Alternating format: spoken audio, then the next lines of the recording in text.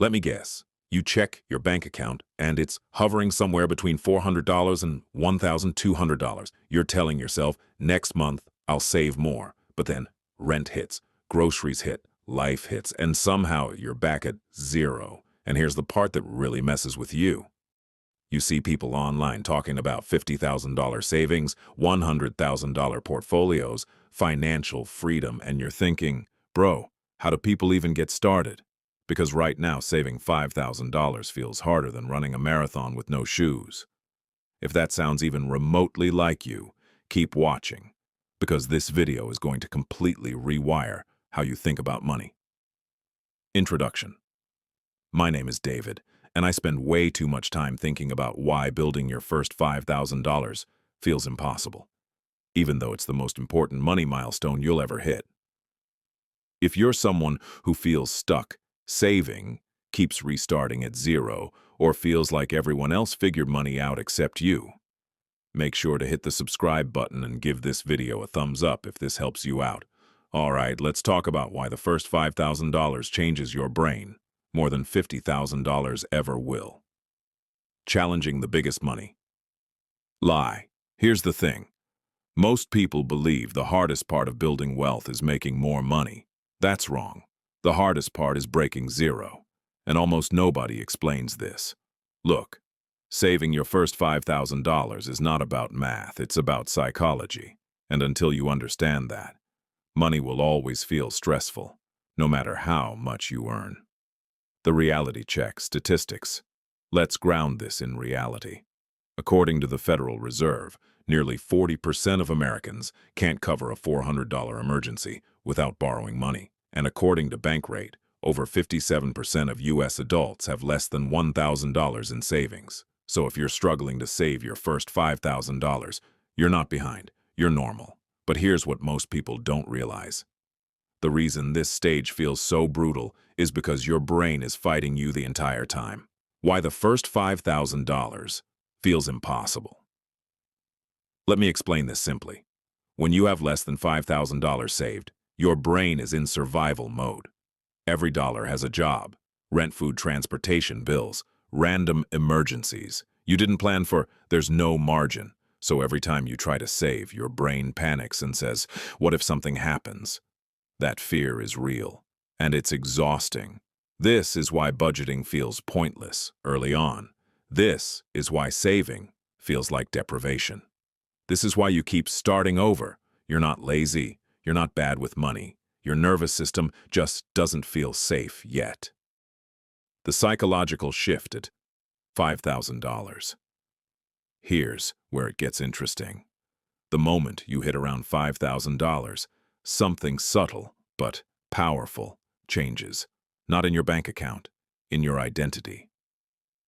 For the first time, you stop asking, what if something goes wrong?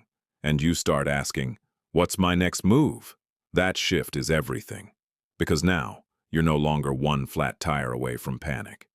You don't need to rely on credit cards as much. Your decisions slow down. Your thinking becomes strategic instead of reactive. That's not money. That's mental breathing room. Why $50,000 doesn't hit the same. Now you might be thinking, okay, David, but surely $50,000 is way more impactful than $5,000. Mathematically, sure. Psychologically, not even close. Here's why. If you already have $45,000 saved, adding another $5,000 doesn't change how you feel about money. But going from $0 to $5,000, that rewires how you see yourself. It's the difference between, I hope I'll be okay, and I know I can handle this. That confidence compounds faster than interest ever will. The math that most people miss. Let's talk numbers, real ones. Imagine two people. Person A saves $5,000 for the first time on, no investing yet, just cash. Person B has $50,000 saved, adds another $5,000. Person B is richer, but person A just crossed the most important threshold of their entire financial life. Why? Because person A now has an emergency buffer, reduced stress, fewer impulsive decisions. The ability to take smarter risks. That makes person A far more likely to start investing, avoid high-interest debt, say no to bad financial choices. This is where wealth actually starts. The brain science behind this. Here's something wild. Behavioral economists call this loss aversion. Your brain feels losses twice as strongly as gains. So when you only have $800 saved, spending $200 feels painful, even if it's necessary. But when you have $5,000 saved, spending $200 feels manageable. Same expense, completely different emotional response. This is why early savers feel broke, even when they're doing everything right.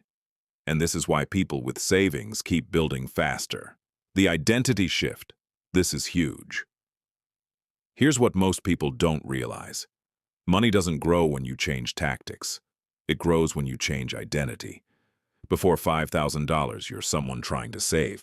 After $5,000, you're someone who has savings. That identity shift affects how you talk about money, what risks you take, how patient you are, whether you invest consistently. You stop asking, "Can I afford this?" and start asking, "Is this worth it?" That's a rich person question. Common objections, addressing them directly. Now you might be thinking, "David, inflation is crazy. $5,000 isn't that much anymore." You're right, but that's not the point. This isn't about purchasing power. It's about control. Control over emergencies, control over decisions, control over your future. Even with inflation, $5,000 still buys you peace of mind. And peace of mind is the foundation of wealth. Actionable steps, what to do right now. Let's make this practical. If you're below $5,000, here's what actually works. Step 1. Stop trying to be perfect. Forget investing. Forget optimization. Your only goal is breaking zero permanently. Step 2. Create a do not touch account. This is not checking. This is not for spending. This is psychological separation. Step 3. Automate small wins. Even $50 per paycheck matters. Consistency beats intensity. Step 4. Use the floor rule. Once you hit $1,000, never go below it. Then $2,500. Then $5,000. This trains your brain to protect progress. The moment everything changes. Hey Noir, here's the truth. Most finance videos won't tell you. The hardest part of money isn't investing. It's believing you're capable of stability. Once you hit $5,000, that belief becomes real. And once that happens, $10,000 comes faster. $25,000 feels possible. $50,000 stops feeling mythical. Not because of luck, because your brain finally switched sides. Final motivation. If you take nothing else from this video, remember this. Your first $5,000 isn't about being rich. It's about becoming unstoppable. It's the moment money stops controlling you and you start controlling it. If this video helped reframe how you think about saving, hit the like button, subscribe for more clear, honest finance content, and drop a comment saying $5,000 if that's the milestone you're working toward.